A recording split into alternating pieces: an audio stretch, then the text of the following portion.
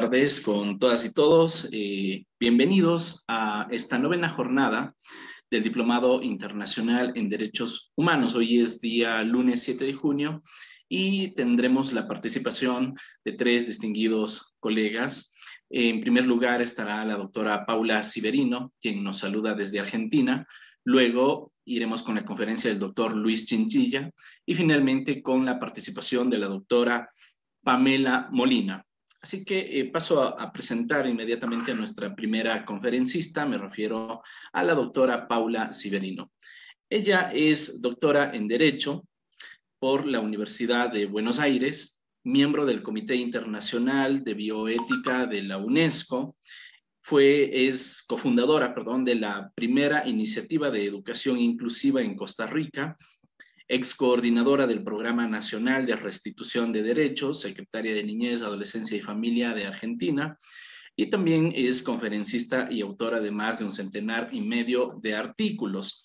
La conferencia que abordará en esta sesión la doctora Paula Civerino es la igualdad en la diversidad, el impacto de la opinión consultiva 2417 y los parámetros de convencionalidad en materia de diversidad sexual y derechos humanos. Un tema muy interesante, así que pues estamos atentos. Estimada doctora, bienvenida, muy buenas noches. Muy buenas noches, es para mí gratísimo estar con ustedes hoy, la verdad muy agradecida por esta invitación y muy honrada también de poder compartir este espacio con colegas de distintas partes de la región y poder aportar desde nuestro lugar y desde una visión de la bioética del derecho internacional de los derechos humanos a lo que es el estudio de los derechos humanos y sobre todo lo que es nuestro compromiso, que es cómo lograr que estos finalmente sean acción, cómo lograr que finalmente se concreten y se logren los derechos y el respeto de las libertades que faltan. Entonces, dicho esto, quisiera contar que, digamos, yo soy bioticista, me dedico a la bioética de los derechos humanos desde su nacimiento en la región, a fines de los años 90, y entiendo que la bioética jurídica es una herramienta importantísima, analítica, para resolver situaciones complejas. Pero también, por eso los invito, aprovecho este espacio para invitarlos a estudiar y a interesarse y a indagar acerca de qué es la bioética jurídica y cómo la bioética jurídica es una herramienta fundamental en materia de diversidad sexual, en materia de género y en general para materia de medio ambiente también, para estudiar los problemas complejos que nos toca abordar, sobre todo los desafíos a los que nos vemos enfrentados en pandemia. Dicho esto, también tengo que hacer un disclosure, digamos así, desde el lugar en el que yo converso o entiendo el derecho, siguiendo a mi querido maestro Carlos Fernández Cesarego, que entendía que el derecho es un instrumento para la felicidad de los seres humanos. Yo voy un paso más lejos y yo creo que realmente el derecho es amor en acción. Y entiendo, practico y comunico el derecho como amor en acción, como esta posibilidad que tenemos todos, que lo más sagrado que tenemos en sus manos, después de las manos, después del punto con la vida de una persona, son sus derechos. Y desde este lugar de compromiso, desde este lugar de vocación, pero de un lugar además muy concreto de entender para qué nos levantamos de la cama todos los días, los que hemos elegido al derecho, ¿no es cierto?, como nuestro camino profesional, los invito también a reflexionar sobre esta posibilidad, sobre este enfoque del derecho como amor en acción, ¿no es cierto? Y no como muchos entienden que es un conjunto de normas o como un sistema jurídico o como, no lo sé, el ejercicio del monopolio de la fuerza, que es una cosa súper triste. Dicho esto, esto tiene todo que ver con el tema que nos convoca hoy, que es el de la igualdad en la diversidad. Tuve el privilegio, que hace más de 20 años, 22 años, que me dedico a la defensa de los derechos humanos en materia de género y en materia para las poblaciones LGBTQ+, en la región, y me ha tocado también ser protagonista y ser un poco testigo, ambas cosas, del trabajo de muchísimas personas, muchos activistas, muchos abogadas y abogados, y también personas de la comunidad LGTB, muchas de ellas devenidas activistas, muchos no, trabajando incansablemente por la concreción de los derechos. Y sin duda uno de estos hitos, lo fue para mí desde lo personal, pero lo es también para nosotros como latinoamericanos en materia de, precisamente, parámetros de convencionalidad, tiene que ver con la opinión consultiva 2417 de la Corte Interamericana de Derechos Humanos, sobre la cual vamos a intercambiar algunas ideas hoy. A mí me gustaría mucho que tuviéramos un espacio también para absolver preguntas, así que yo he puesto mi cronómetro. Si me ven mirar hacia el costado es que estoy mirando mi cronómetro, porque la idea es que dejemos un espacio de por lo menos 10-15 minutos para preguntas.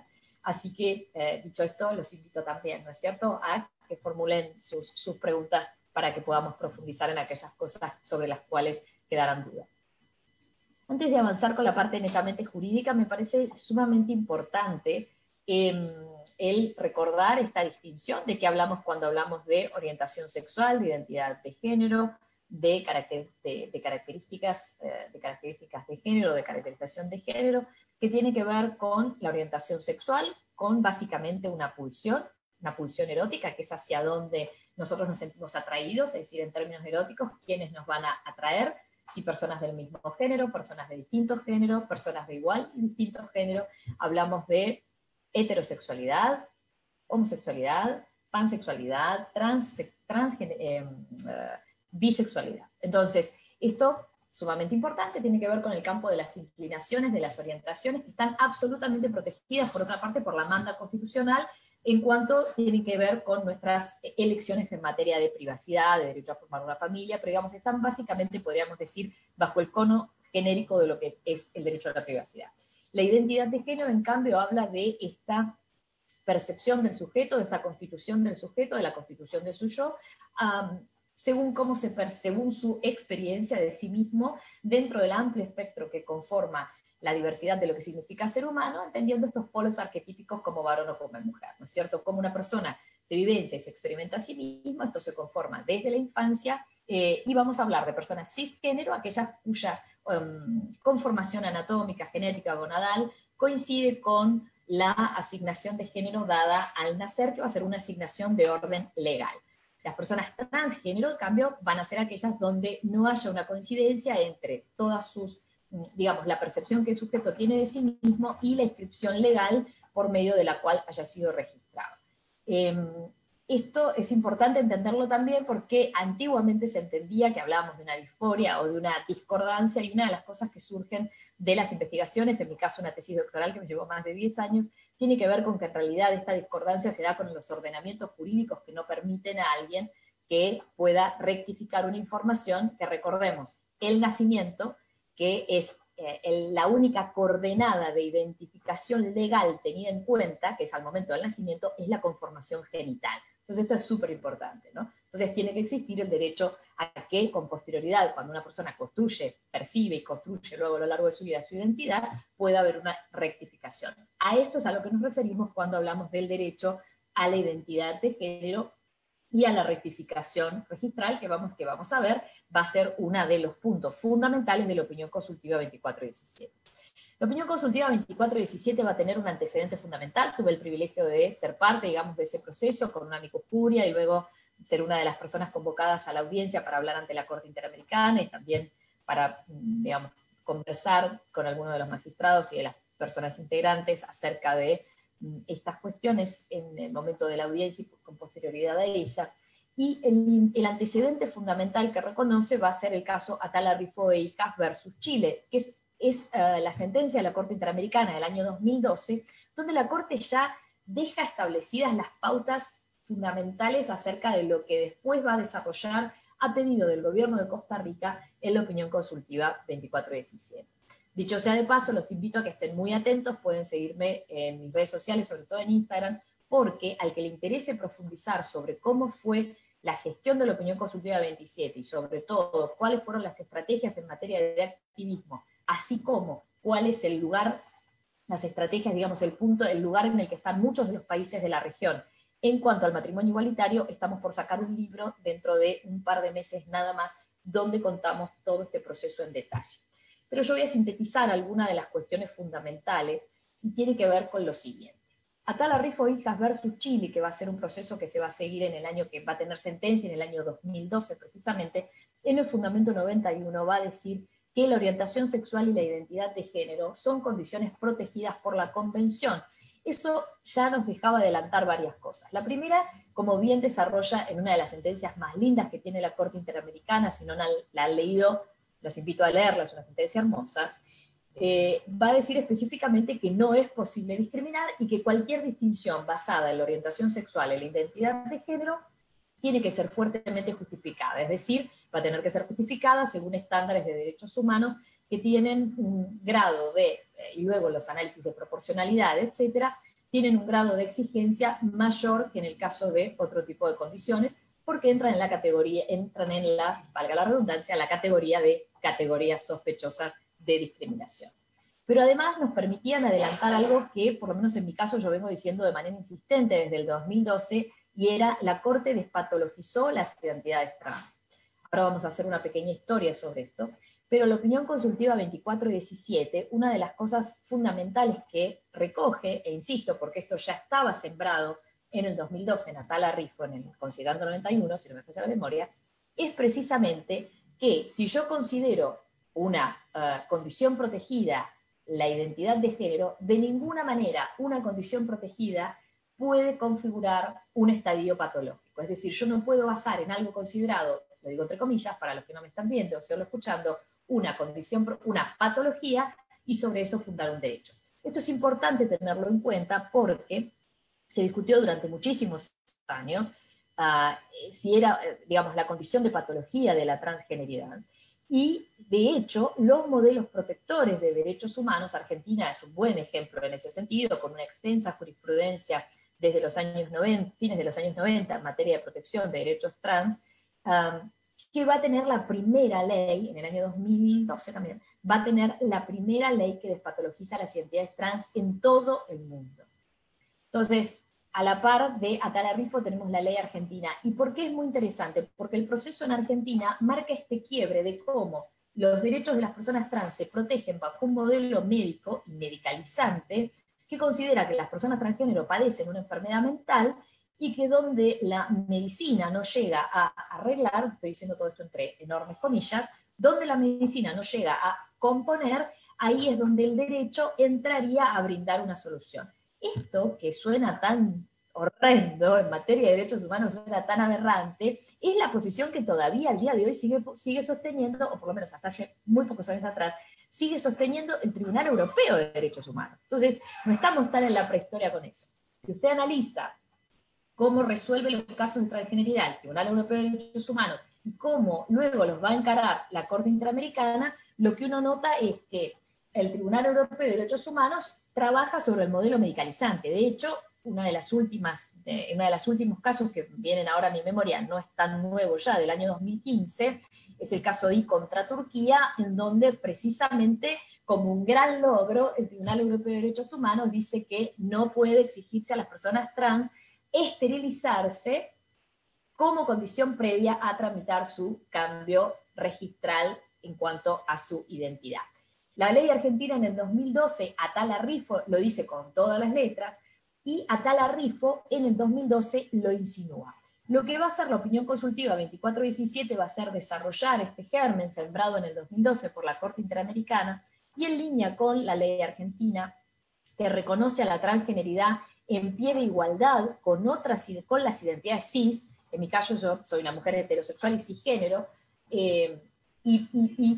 por ejemplo, en el Perú, país que es mi segunda casa, en la que he vivido muchísimos años y en la que trabajo de hace casi 20 años, yo tengo derechos por el solo hecho de ser cisgénero, es decir, que mi identidad de género que está en mi DNI coincide con la identidad bajo la cual yo vivo, que una mujer trans jamás tendría. Si yo fuera una mujer trans o las mujeres trans, amigas, colegas con las que trabajo, no tienen. ¿Por qué? Porque no hay una ley de identidad de género.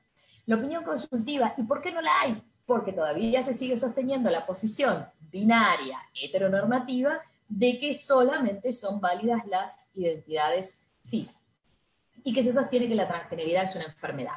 Puede, ahí hay toda una discusión que hoy no creo que nos dé el tiempo, pero al que le interese, me escribe por favor por Instagram y puedo recomendarle lecturas al respecto, acerca de cómo la transgeneridad entra al campo de la medicina en los años 60, con antecedentes a fines del siglo XX, pero propiamente como transexualidad, que es el término medicalizante que se utiliza, que no es un término correcto en materia de derechos humanos, nosotros en derechos humanos hablamos de personas trans o transgénero, no hablamos de personas transexuales, utilizamos este término solo en el contexto, vamos a decir así, histórico, cuando nos referimos a aquellos procesos o aquellas normas que se refieren a las personas transgénero como personas transexuales, para hacer referencia básicamente a aquellas que habían pasado por procesos de reasignación genital o algún proceso de readecuación corporal o de hormonización como parte de su proceso de vivencia corporal,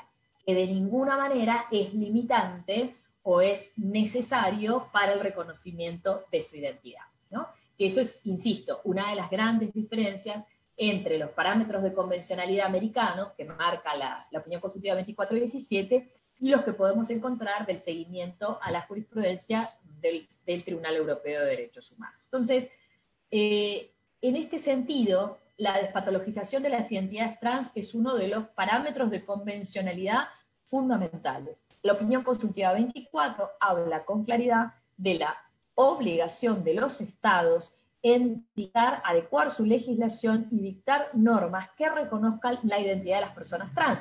Y no cualquier norma, sino normas de carácter administrativo, es decir, la identidad, hacer una identidad en pie de igualdad con cualquier identidad cis, tiene que ser reconocida de manera directa, mediando solo la declaración jurada del sujeto acerca de quién es y de cómo desea, en qué sentido desea modificar tanto sexo, género, nombre de su DNI. Claro, lo pide en realidad, se hace la modificación sobre la partida registral de nacimiento y sobre la partida de nacimiento luego se harán las modificaciones pertinentes de toda la documentación que esa persona tenga, desde el DNI, que es la más elemental, hasta, por ejemplo, los títulos profesionales, si fuera el caso, ¿no? Entonces, la opinión consultiva 24 tiene antecedentes, como decíamos, Atala Rifo e hijos, y tiene también los antecedentes de las numerosas resoluciones de la OEA y del Sistema de Naciones Unidas en general, tanto universal como regional, en cuanto a los derechos de las personas trans, de los derechos de las personas LGBTQ+, y cómo son sistemáticamente violados. Piensen que una mujer trans en América Latina tiene una vida promedio de 35 años, es decir, la expectativa de vida de una persona transgénero en la región es de 35 años contra 75, 80 años de cualquier persona cis. Esto solo debería causarnos estupor. Hay una sentencia que les recomiendo, que es también muy importante, una sentencia del 2020 de la Corte Interamericana, que es Azul Rojas y otra, que es la madre, versus Perú contra Perú, que se dictó en marzo del año pasado, y donde Perú va a ser condenado por las violaciones a derechos humanos en función de la detención arbitraria, violencia sexual y física contra Azul Rojas. La opinión consultiva 24 tiene un aporte sumamente importante, ahora vamos a hablar también de matrimonio igualitario, pero tiene un aporte muy importante para nuestros países, que es el de denunciar lo que llama la Corte la discriminación oficial. Es decir, hay unos párrafos, hay unos considerandos de la Corte donde se explaya acerca de varias razones. La primera, que entre todas las discriminaciones que padecen las personas de la comunidad LGBTQ+, y insisto, hay muchos reportes, al que le interese me puede escribir, yo tengo varios artículos escritos al respecto donde pueden rastrear las normas, hacer una cronología de las normas, en donde se dan estadísticas acerca de las numerosas violencias que padecen las personas LGBTQ+, ¿no? De manera estructural, de manera histórica. Por eso es que se consideran una población atravesada por especiales situaciones de vulnerabilidad. Dentro de ellas, el hecho de que existan leyes al interno de un país que pueden ir en el espectro de desde penalizar, por ejemplo, las relaciones sexuales entre personas del mismo sexo, como pasa todavía en algunos países centroamericanos, aunque usted no lo crea, penado con cárcel, hasta la carencia, por ejemplo, de leyes discriminatorias o de leyes antidiscriminatorias que contemplen la categoría identidad de género y orientación sexual dentro de las categorías específicamente consideradas como sospechosas de discriminación para configurar los tipos de discriminación. Tipos me refiero, digo, a la sanción específica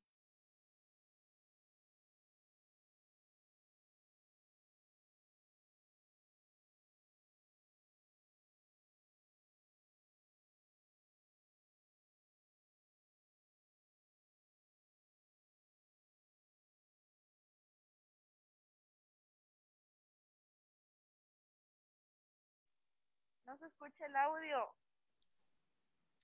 Doctora, buenas noches. Tenemos un problema con su conexión. ¿Nos escucha?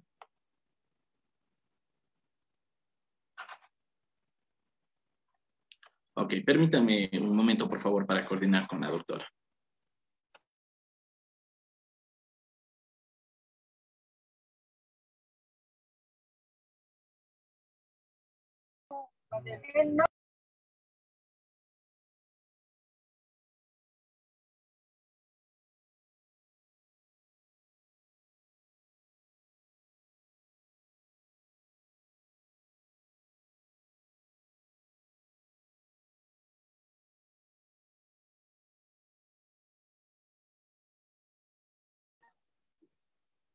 Muy bien, pido disculpas, se cortó la conexión, no estoy en mi casa en este momento, así que no Ok. entiendo por qué se cortó, pero bueno, por la razón que sea, se cortó. Estoy aquí. ¿Tú me escuchas ahora? Sí, le escuchamos, doctora. Muchas gracias por retomar la conexión. Ya, perfecto. Un segundo. A ver, entonces un segundo que voy a recurrir a otros auriculares, porque, insisto, no entiendo por qué se ha cortado. Entonces, muy importante entender esto.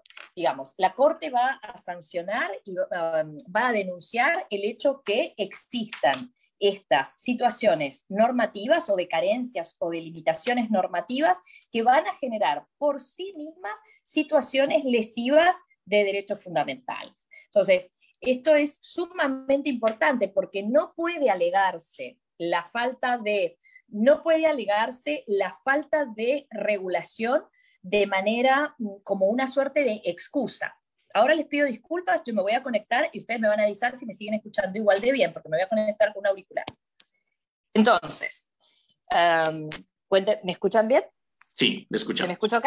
Perfecto, listo, entonces ahí seguimos. Entonces, súper importante es este concepto de discriminación oficial que va a dar la Corte, porque también obliga a una suerte de mea culpa, por llamarlo de alguna manera, a una suerte de mea culpa político y estatal, estructural, en el cual los estados no pueden desconocer sus obligaciones.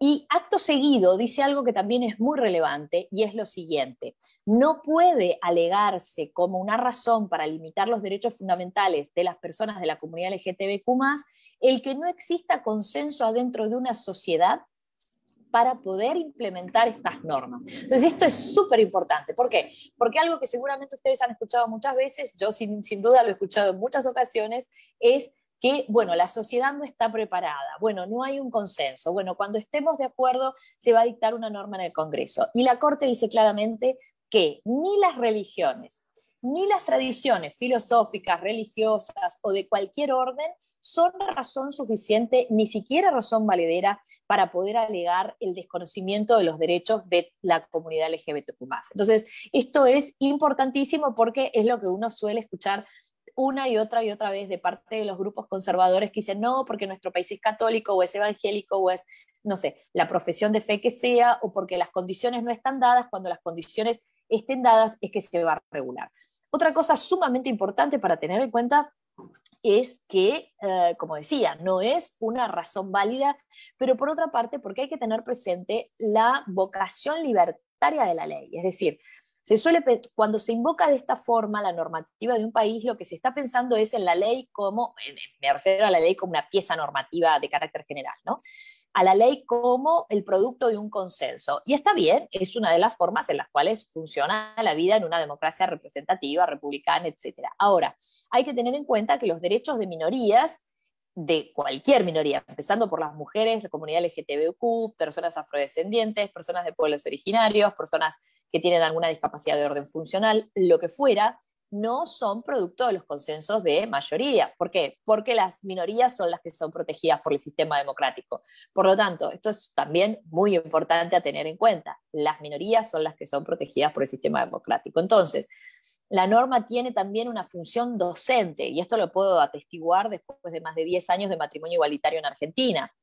Una norma que en un principio era resistida por buena parte de la sociedad y que ahora tiene un consenso que absolutamente nadie discutiría, pero además funcionó más allá de la absorción social de esa norma en, por ejemplo, provincias o lugares más conservadores. No todo funciona como en la capital federal, digamos, hay realidades distintas cuando uno va a provincia, esto pasa siempre, por supuesto, pero independiente de esto, ejerce una función docente importantísima en materia de expansión de derechos. Entonces, esto es algo que también vale la pena tener muy, muy, muy presente. Otra cosa, otro elemento fundamental que va a traer la opinión consultiva 2417 es, al igual que establecer la obligatoriedad de una ley de identidad de género, es establecer la obligatoriedad del reconocimiento del matrimonio igualitario. Y cuando hablamos de matrimonio igualitario hablamos de matrimonio, es decir, no hablamos de unión civil, de pacto de solidaridad o de cualquier otra forma que lo que tiene es, digamos, una vocación de regulación patrimonial de acuerdo entre dos personas, porque eso no es el matrimonio, digamos. El matrimonio tiene una vocación expresiva, es un término que tiene, bueno, algunos consideran que es una institución social, etcétera, pero lo que es cierto es que tiene una vocación expresiva. Cuando yo digo que estoy casada con alguien o que yo quiero casarme con alguien, comunica una cantidad de efectos, condiciones, circunstancias a nivel que va muchísimo más allá de una regulación de lo patrimonial. Entonces, en ese sentido, es preciosa la sentencia de la Corte Constitucional Ecuatoriana del año 2019 sobre el matrimonio igualitario, donde la verdad es que la Corte de una manera magistral tiene una sentencia extensa, docente, totalmente docente, en el libro que yo les contaba, que el libro se llama Sí acepto, matrimonio igualitario en América Latina. Hay un artículo mío explicando precisamente esta sentencia ecuatoriana, donde la Corte se toma el trabajo de hacer una larga y docente exposición acerca de cómo es posible realizar una interpretación constitucional por vía integrativa utilizando los parámetros de convencionalidad. Me parece realmente que es de las cosas más interesantes y lindas que he leído también, y claras, digamos, nítidas en su razonamiento, que esto es muy importante, ¿no? La claridad en el razonamiento jurídico y no que se vaya de manera oscurantista o por las ramas, muy por el contrario de lo que lamentablemente venimos viendo en el Tribunal Constitucional peruano, donde el año pasado yo participé también con un amicus curia junto a Patricio Atto, presentamos un amicus en el caso Ugarteche, donde lo que se pedía era la inscripción, el reconocimiento de el matrimonio de dos varones casados en México, precisamente en el extranjero, que no había, digamos, al que el Tribunal Constitucional no hace lugar, desconociendo la opinión consultiva 24. En el otro extremo tenemos esta sentencia de la Corte Constitucional Ecuatoriana, donde aún, y este es el caso interesante, porque la Corte, digamos, la Constitución, sí, a diferencia de la Constitución de Ecuador, de Perú y de otros países que no contemplan la fórmula varón-mujer en la Constitución, sabemos que no se pueden hacer interpretaciones restrictivas por analogía, y sin embargo en países como el Perú todavía se sigue diciendo que como el concubinato sí explícitamente la Constitución habla de varón-mujer, por lo tanto el matrimonio también, ¿no? Cosa que es, digamos, una barbaridad en términos interpretativos, en términos constitucionales. Entonces, realmente yo creo que esa sentencia es una suerte de cátedra de cómo realizar una interpretación integrativa aplicando los parámetros de convencionalidad, aún en una circunstancia que era fuerte, que era muy debatible, como el hecho de tener que la propia Constitución definiera el matrimonio como la unión de varón y mujer. Esto también es muy interesante en un contexto en el cual muchos países de la región han promovido, por ejemplo, esto ha pasado mucho en México, han promovido reformas constitucionales, en el caso México, en los estados federales, siendo un estado federal en los distintos estados, para limitar el acceso al matrimonio igualitario al incorporar la diversidad, digamos, el distinto sexo de los contrayentes como un requisito constitucional. Entonces, también para eso, desde el litigio estratégico, que es una de las actividades que yo realizo, nos parece súper interesante esta sentencia de la Corte Constitucional Ecuatoriana. Finalmente, para cerrar, antes de ir a las preguntas, me parece que es fundamental entender que la diversidad es una regla en la naturaleza y no una excepción como pretenden los discursos conservadores. Digamos, hay cientos de miles de variedades de papas, miles de variedades de orquídeas. Digamos, la diversidad es la regla de la naturaleza, y la diversidad sexual y la diversidad racial son dos formas de exquisita expresión de la diversidad en la naturaleza de lo que nosotros participamos en cuanto seres humanos. Entonces, me parece súper importante tener eso presente. Si les interesa podemos hablar ya en términos más biológicos, pero lo cierto es que tanto la ética como la biología apoyan esta posición de que la diversidad es la regla y no la excepción. No sé, Damián, si hay alguna... me cuentas, porfa, si hay preguntas. Claro que sí, profesora. Bueno, les Gracias. recuerdo a los participantes que están aquí en la sesión de Zoom que pueden formular sus preguntas levantando su mano. Ahora, tenemos acá en las redes sociales, Fernando Guzniay comenta que la sentencia del matrimonio igualitario ha sido criticada por la academia en la medida que se ha considerado que reforma la Constitución. ¿Qué opinión le merece, doctora? Bueno, mi opinión, por el contrario, mi opinión es positiva porque no reforma la Constitución, sino que realiza una interpretación adecuada a los parámetros de convencionalidad, considerando como un bloque como bloque de constitucionalidad la Constitución y los tratados de derechos humanos. Entonces, desde mi punto de vista, en el ámbito de la protección y expansión de libertades, queda claro que es una de las posibilidades permitidas. Si estuviéramos hablando, no lo sé, una reforma de orden tributaria o cualquier otra cuestión que implicara una restricción de derechos, una amenaza al sistema democrático, republicano, etcétera, estaríamos teniendo otra conversación, ¿no es cierto? Pero específicamente en materia de ampliación de derechos, la interpretación integrativa dentro de lo que es la consideración del bloque de constitucionalidad, creo que era la respuesta correcta. Caso contrario, la Corte Constitucional hubiera estado violando las obligaciones internacionales y se hubiera hecho pasible al Estado ecuatoriano de responsabilidad frente al sistema interamericano. Eso también es importante decirlo, es decir, hay que entenderlo dentro de un sistema, ¿no es cierto? Doctora, digamos, siguiendo esa misma idea, entonces, en el caso peruano, que nos comentaba que había una negativa, ¿ellos podrían responder ante el sistema interamericano? De hecho, ya se está haciendo de hecho, si es que ya no se hizo la denuncia ante la Comisión Interamericana, sí, de hecho, claro que sí. El caso Ugarteche es uno de los casos, es uno de los últimos casos ¿sí? De que engendran responsabilidad del Estado peruano, donde aparte, si no llegaran a conciliar una solución amistosa, el Estado va a ser condenado, porque es abiertamente contrario a los parámetros de convencionalidad. Ok. Por aquí, Freddy Ortiz nos comenta, dice, ¿por qué no, a ver, permítame, ¿por qué no unión civil en vez de matrimonio? Lo dije en su momento, porque la unión civil lo que hace es una regulación mucho más restrictiva de algunos derechos patrimoniales. Primero, de algunos derechos. No contempla derechos sucesorios, no contempla la posibilidad de adoptar o de recurrir a técnicas de reproducción asistida. Y además, a ver, no es lo mismo decir yo me quiero casar contigo, yo acepto casarme contigo, yo voy a casarme contigo, que decir, hola, mira, hagamos una unión donde regulemos nuestros patrimonios. Digo, desde lo social y desde la cobertura legal tienen configuraciones completamente diferentes. Y aparte la Corte es clara en ese sentido, es decir, la Corte acepta como una solución transitoria que se les dé acceso a través de otras figuras, pero lo que está diciendo es tiene que dársele acceso a todas las formas de protección, incluyendo el matrimonio que existan en el Estado, ¿no? Entendiendo que el matrimonio, perdón, es la única el matrimonio igualitario es la única que cumple a cabalidad el parámetro de convencionalidad. Ok, por aquí en redes sociales, Henry Navarrete dice, si el matrimonio igualitario no reforma la Constitución, ¿se puede aplicar el mismo pensamiento en la adopción?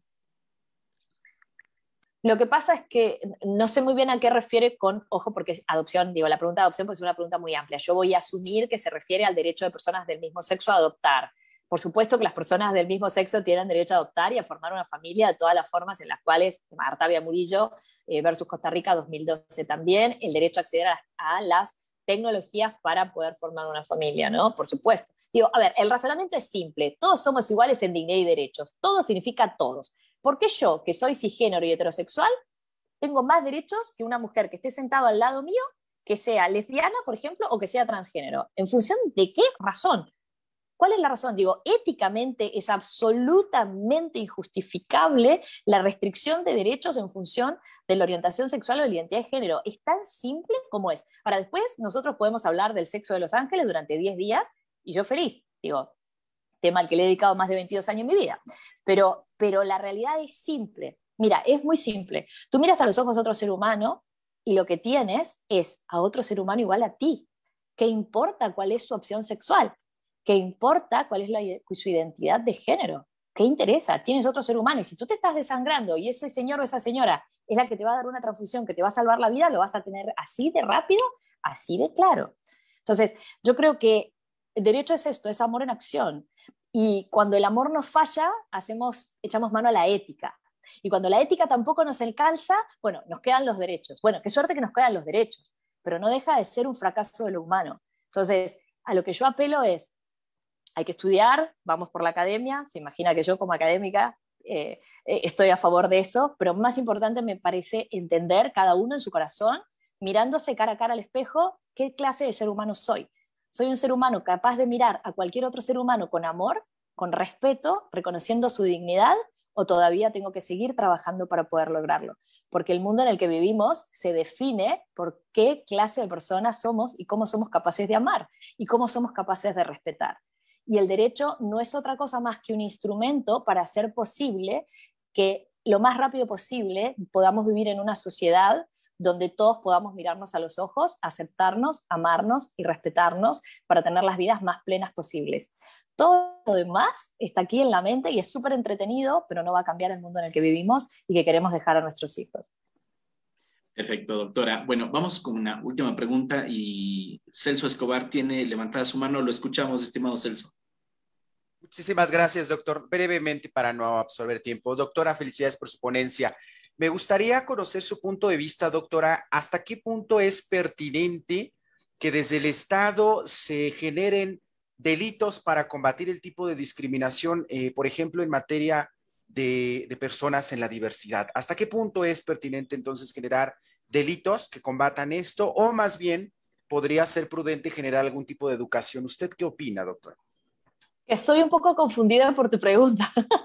¿Qué sería, bueno, ¿qué sería que sí. el Estado generara un delito? Explícame, por favor, Bueno, en muy este rápidamente. caso, si en el caso mexicano se han ido creando delitos, se han ido evidentemente tipificando ciertos delitos para combatir la discriminación de la que son víctimas Ok, personas ok, de ok. esta, O sea que exactamente de esta.